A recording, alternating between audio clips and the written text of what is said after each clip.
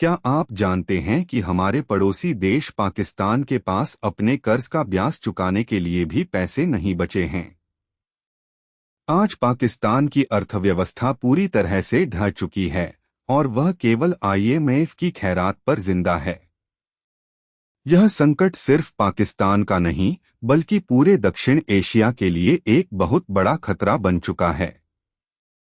इतिहास में पहली बार पाकिस्तान में महंगाई दर 38% के पार चली गई है। वहां आटे और बिजली जैसी बुनियादी चीजों के लिए दंगे हो रहे हैं।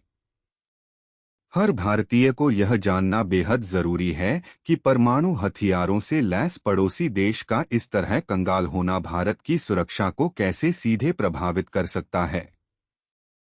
आज हम इस गंभीर आर्थिक संकट के असली सच का पर्दाफाश करेंगे। हम समझेंगे कि कैसे कोई देश कर्ज के जाल में फंसकर पूरी तरह बर्बाद हो जाता है।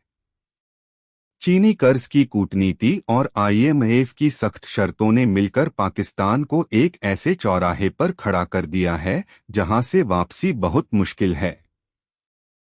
पाकिस्तान के इस आर्थिक पतन की शुरुआत आज से नहीं बल्कि दशकों पहले गलत नीतियों के कारण हुई थी। आज़ादी के बाद से ही पाकिस्तान ने अपने बजट का एक बहुत बड़ा हिस्सा शिक्षा और स्वास्थ्य के बजाय सेना और हथियारों पर खर्च किया। इस असंतुलन ने देश की आर्थिक रीढ़ की हड्डी को शुरुआत से ही कमजोर कर दिया।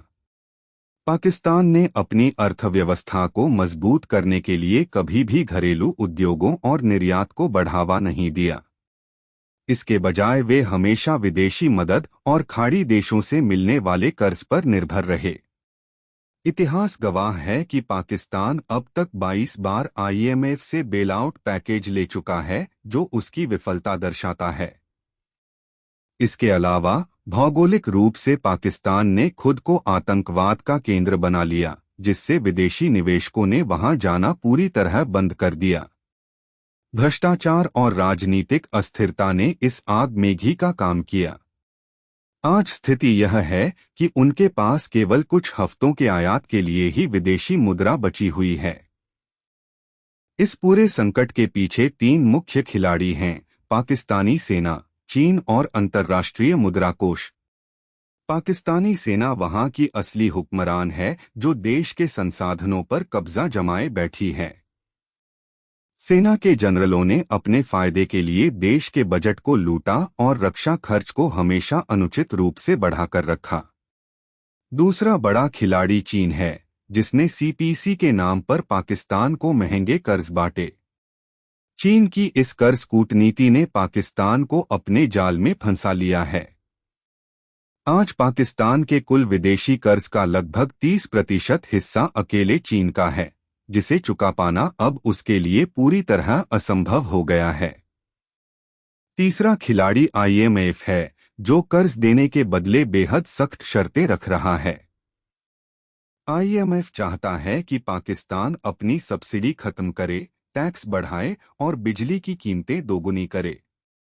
इन शर्तों के कारण आम पाकिस्तानी जनता त्राहि-त्राहि कर रही है, जबकि वहां के अमीर राजनेता और सैन्य अधिकारी अब भी ऐश कर रहे हैं।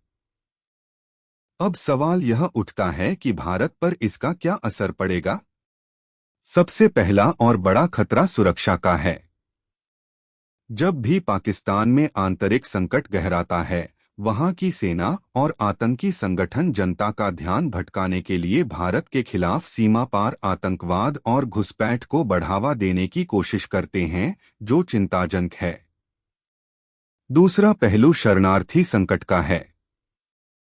अगर पाकिस्तान पूरी तरह अराजकता की स्थिति में जाता है, तो बड़ी संख्या में लोग सीमा पार करने की कोशिश कर सकते हैं। इसके अलावा परमाणु हथियारों से लैस देश में अस्थिरता का मतलब है कि ये खतरनाक हथियार किसी आतंकी संगठन के हाथ लग सकते हैं, जो बड़ा दुस्वप्न होगा। आर्थिक मोर्चे पर भारत आज दुनिया की 5वीं सबसे बड़ी अर्थव्यवस्था है और तेजी से बढ़ रहा है। हमारे पड़ोसी का यह हाल हमें सिखाता है कि वित्तीय अनुशासन और मजबूत नीतियां कितनी जरूरी हैं। भारत को अब अपनी सीमाओं पर सुरक्षा और निगरानी को बढ़ाना होगा, जिसका सीधा बोझ हमारे बजट पर पड़ेगा। इस संकट में वैश्विक शक्तियों का खेल बहुत दिलचस्प है। पाकिस्तान की सेना आज भी अमेरिका और चीन के बीच संतुलन बनाने की कोशिश कर रही है। अमेरिका अब पाकिस्तान को पहले की तरह मदद नहीं दे रहा है, क्योंकि आतंकवाद के खिलाफ उसकी दोहरी नीति पूरी तरह बेनकाब हो चुकी है और भारत से रिश्ते सुधर रहे हैं। दूसरी तरफ चीन इस स्थिति का फायदा उठाकर पाकिस्तान के रणनीतिक ठिकानों जैसे ग्वादर पोर्ट पर अपना नियंत्रण मजबूत कर रहा है। यदि पाकिस्तान कर्ज नहीं चुका पाता तो चीन श्रीलंका के हम्बनटोटा बंदरगाह की तरह ग्वादर को भी अपने कब्जे में ले लेगा। यह भारतीय नौसेना के लिए हिंद महासागर में चुनौती होगी। आंकड़ों की बात करें तो पाकिस्तान का कुल बाहरी कर्ज 125 अरब डॉलर से अधिक हो चुका है। देश की सेना और सरकार के पास इस कर्ज को चुकाने का कोई रोडमैप नहीं है। इस स्थिति में पाकिस्तान पूरी तरह से चीन का एक उपनिवेश बनने की राह पर है, जो शक्ति संतुलन बिगाड़ेगा।